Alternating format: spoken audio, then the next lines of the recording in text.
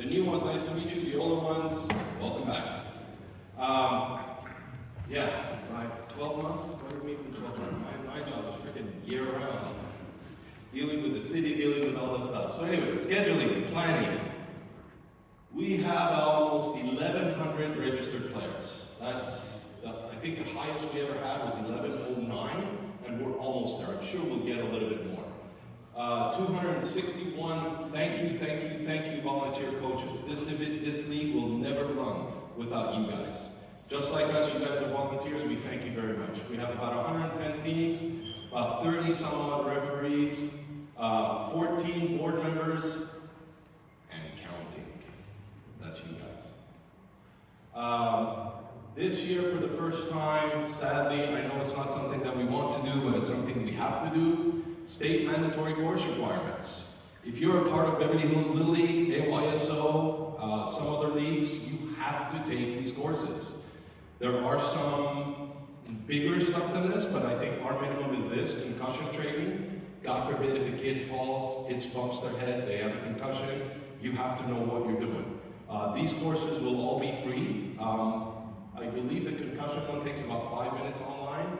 Abuse training, sudden cardiac arrest.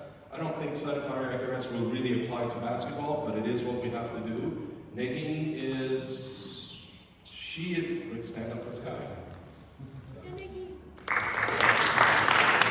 Her job is going to be very difficult. All of you guys have to take these 3 courses, get your certification, email it to her, and she will cross it off the list. Here's the catch.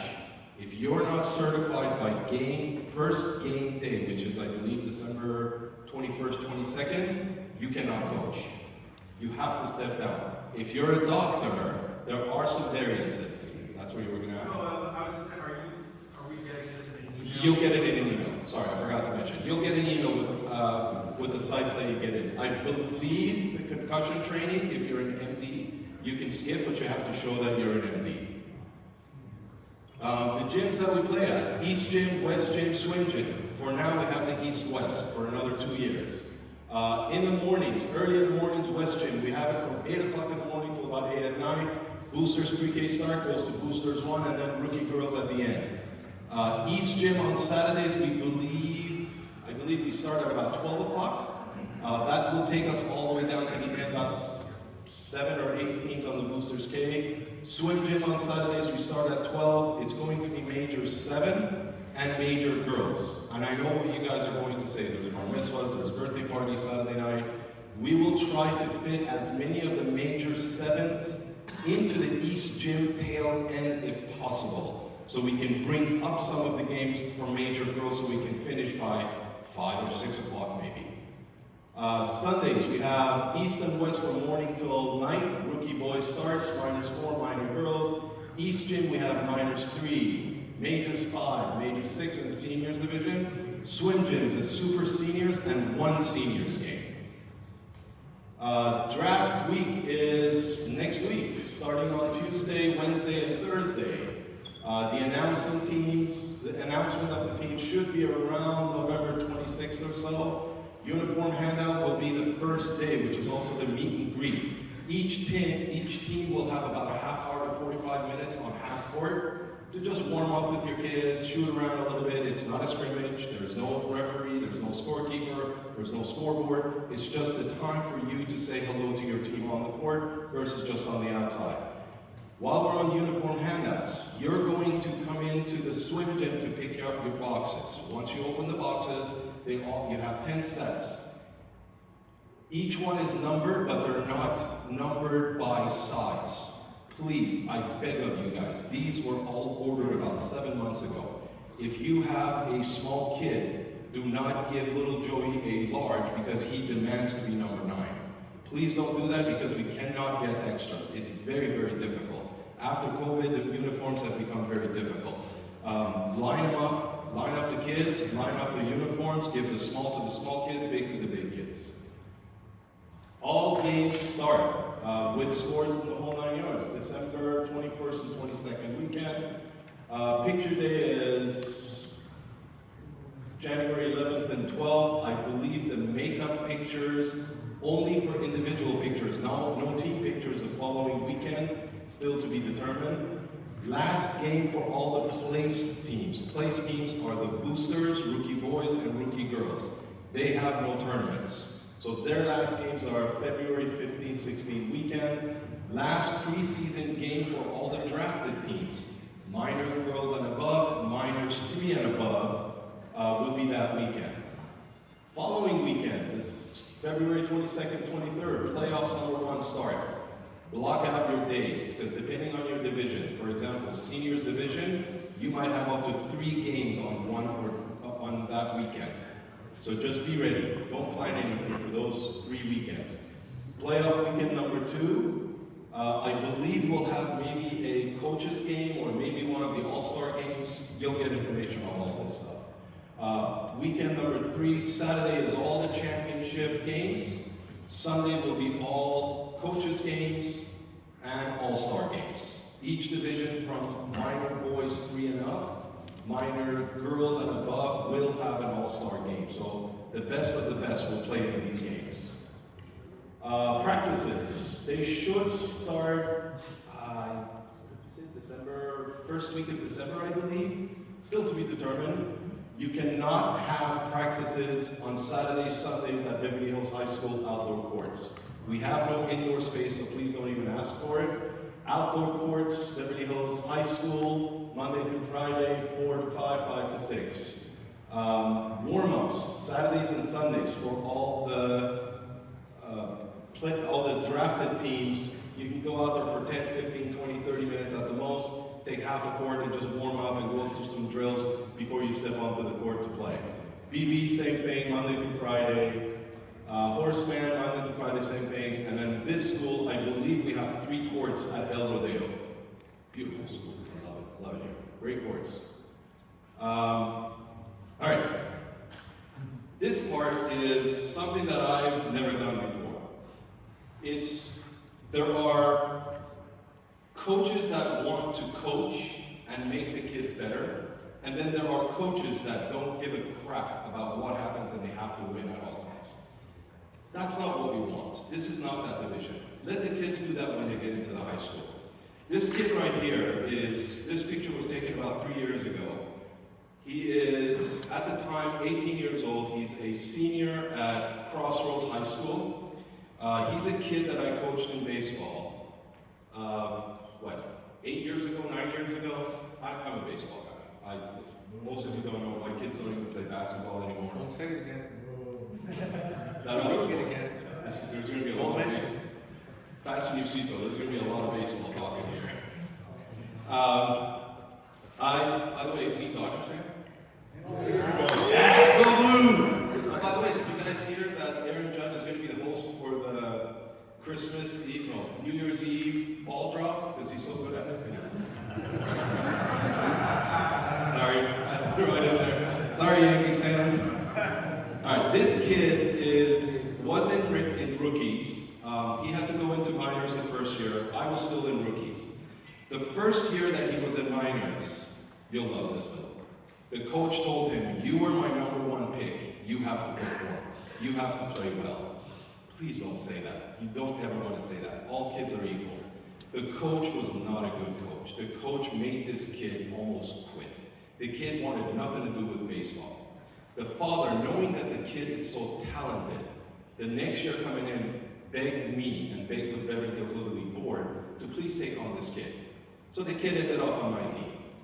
Didn't want to play baseball, wanted nothing to do with it. He was a star pitcher, star hitter.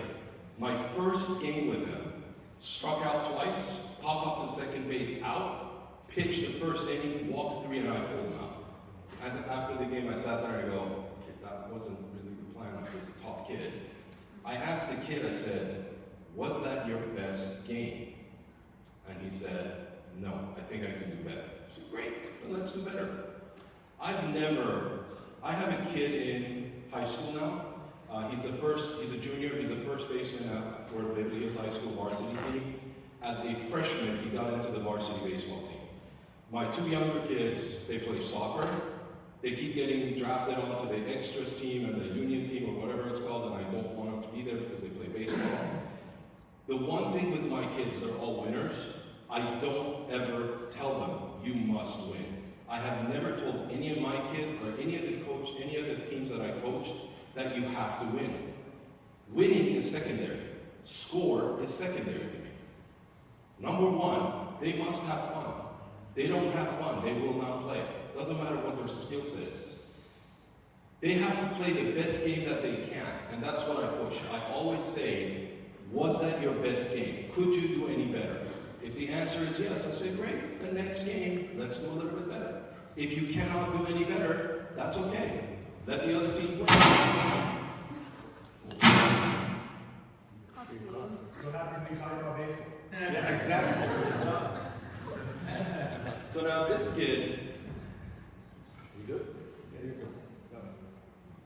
All right, so now this kid, when I got him on the team, I pushed him all the way up. I made him not a player to win, not a player to win at all costs, but to be a better player, to play the game that he likes. Our final game, our championship game, we go into it with 6 innings. The kid throws a no hit, nothing. Zilch. Nobody got on base. He hits 2 home runs, and we win the game. The reason why I don't do this, the reason why I want them to have fun, and the way that I make them have fun, is by giving them things. During every game, whether it be baseball, whether it be basketball, when I coached basketball, in baseball they're sliding. So you have dirty clothes, dirty pants. I used to have these little trophies with a little mannequin that was wearing a little baseball outfit that was dirty, filthy, scratchy, all that. I used to give those away and say, hey, you won the Dirty Pants Award. I gave it to them. On conditioning days where we run, whether it was basketball or baseball, these kids smell. So what I did, I bought a trophy with an onion on top of it. I gave it to the smelliest kid. The kids love this stuff. The best thing that I did for baseball, I gave away game balls. After every game, I took a game ball, I wrote something on it, I wrote the date, I wrote the kid's name, I wrote who we played against, and I gave it to each kid, depending on how they deserved it. Every week, each kid got one. I took out the winning out of it. I made it so fun that they would always come up and say, who's going to win this? What trophy are we winning today? What am I playing for today? What am I doing today? It took away the, oh my God, I gotta make this basket. Oh my God, I have to win. Oh my God, I have to hit this ball or I have to pitch this. It took all that away. After the way that I met this guy, he was at Crossroads practice at Clover Park. My game was the following game. When I saw him and I went to introduce myself, when I saw him, he grabbed my hand and took me to the head coach. And he said, this is the coach that I was telling you about. Then the head coach of Crossroads was asking me, what did you do, how did you do? And I was trying to tell him what to do. So after that game, the father dropped him off at home, came back, and brought 2 of the game balls that I gave this kid. So after all the years that passed, this kid still had my game balls. This kid did not quit, made it onto Crossroads with a full scholarship. He is now playing in the minor, he's what, 20 or 21 now? He's playing in the minors division under the White Sox umbrella. So it's not, this is really not about me. I am just another coach. I am just like you guys. It's only things that I do. It's the things that I do to make the kids better players and want to play more and have more fun in order for them to continue. When we talk about legacy, trust me, it's not the game that you win today or tomorrow. It's what you do with kids like this. It's what you do with kids that don't have anything to do, or they're not such good kids, or they're going outside playing video games, running their motorcycles in the malls, or whatever the crap that they're doing. You want to entertain them, you want to bring them down, and this is the way, this is one of the ways that you could do it. As good words of Jim Perry from PCA, during games, you guys know what's the most important question, the number one question the kids ask? What's for food? What's for snacks? Kids don't give a, especially at the younger age, they don't give a crap about the game. They care about the food. Make it fun. I used to go to O'Kay's Donuts on Santa Monica Boulevard in the city of Santa Monica. I used to get these donuts with little baseballs on top of them, with little mannequins on top of them, with little fun stuff. Every week they would ask me, what do we got? What do we got? What kind of food do we have? Mark, you were on my team. Remember the pizzas I used to order? I used to go to Big Mama and Papa's Pizza and get these 36 large pizzas and bring the pizzas down. You think the kids remember the score of that game? I guarantee you they do not remember that score. Because they don't care for the score. Win or lose, they don't care. They care about food. They want treats. They want foods. Give them something fun. Cupcakes, donuts, whatever they might be. I have a tradition with the Beverly Hills baseball team that the first home game of the season plus the final game of the home season, all the kids come to my house for a barbecue. Hot dogs, burgers, chicken wings, doesn't matter. They all come there, they all relax, they all have fun. Emmett, who's our third base #1 kid, he's a senior at Beverly Hills High School. 7th inning, final inning, 2 outs, we have to win that game. We're down by 2 runs, he's up at bat. The coach gives him the sign to swing. I would have given him a different sign, we got to get on base, it didn't matter. Coach said, you know what, just swing away. Kid swings the bat, first pitch, 365 yards, home run. Our first baseman come in, second base come in, we win by 1. As Emmett is rounding, that's not me. Someone's at someone's house. As Emmett runs around third base, looks at me, this is one of his biggest hits, biggest wins. If it wasn't for him, we wouldn't have won. He looks at me and goes, sorry, get me. Looks at me and goes, Coach, I want relish on my dogs. While he's coming in, the entire team is at home plate. They're all waiting to celebrate. The only thing he does, he says, Coach, I want relish. So his biggest hit, his biggest win, he didn't give a crap about any of that. All he cared about is relish on his hot dogs. Don't make it about the win. Make it about the fun. Make it about the food. Make it about the experience. Going on to umpires, referees for soccer, referees for basketball, I see coaches get upset. I see coaches, ready? Throw their clipboards down on the ground, slam it down on the ground. Why? Referees are not going to change their mind. There's no reason to do that. Yeah, I see everybody laughing. No comment. It doesn't matter. You can't argue with them. They're not going to go back and say, oh, no, never mind. Yeah, that's not a thing. That's not a thing. Or that's a point. Don't argue. I'll give you an example. My kid is up at bat. He's got 2 strikes on him. Noe, who again, just like the other barbecue, I have I'm on the Beverly Hills Little League board as well. At the end of the year, every year, all the umpires come to my house for a barbecue. Noe knows me well. He's been to my house. I've coached under him for years. My kid is at bat. He's got 2 strikes. Pitcher throws the ball. The catcher has to leap up, go out here and catch the ball, and bring it down and frames it. The umpire says, strike 3, you're out. No strike. Stevie Wonder could have seen better than that. Doesn't matter. Parents are yelling. Even the other side is yelling. What do you mean strike? I just said, calm down, stop. I said, no, may I approach? He said, sure. He put his helmet under his arm, crossed his arm, and said, all right, come here. Waiting for me to come up with a fight. So I walked up to him very calmly and go, no, he was wide open. You good? He goes, yeah. I said, you know you won't be right. Very quietly, didn't say a word. He goes, get back to your cage. So I go back to my cage. Totally different game. My strike zone was now this. Their strike zone was now this. It's all how you talk to the umpires. The umpires are just humans. They make mistakes. It's okay. It doesn't matter. Don't argue with them. You have a problem with, referee, sorry. If you have a problem with the referee, just talk to him.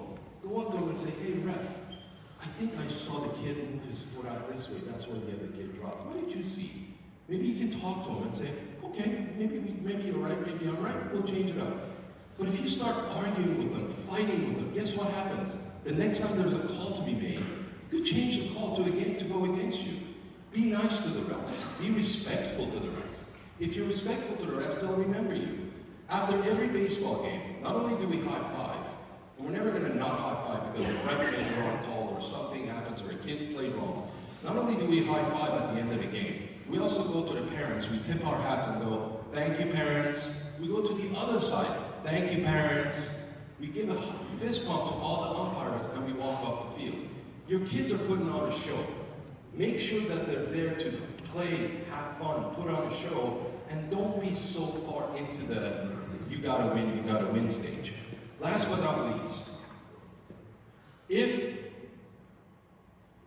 your kid is taking a shot, and it's a very important shot, and the kid has to make the shot, and he misses the shot, sadly, I have seen many times where the coach would go, I can't believe you missed that. Why did you miss that? Why did you miss? Why you can't miss that shot? The next time that kid goes to make a shot, he's going to think about how upset and pissed off you are. He's going to think twice about taking that shot. He's going to pass the ball to the next kid and let him miss it up. Don't do that. Instead of saying, why did you miss and jumping up and down, just go, hey, good shot. It's okay. It's all right. Get him on the next one. You don't need to make it up. It's okay. Don't worry about that. Can you make another shot? Yeah. Okay. Make it on the next try. Be an inspiring coach. Be a coach that's positive. When he comes in, you can always joke about it and say, hey, were your eyes open on that one? Be funny about it. Be joking about it. But if you jump up and down and say, oh, you can't do this, or why'd you miss, and you were my number one draft, no, don't do that. Be inspiring. It's okay. We'll get it on the next one.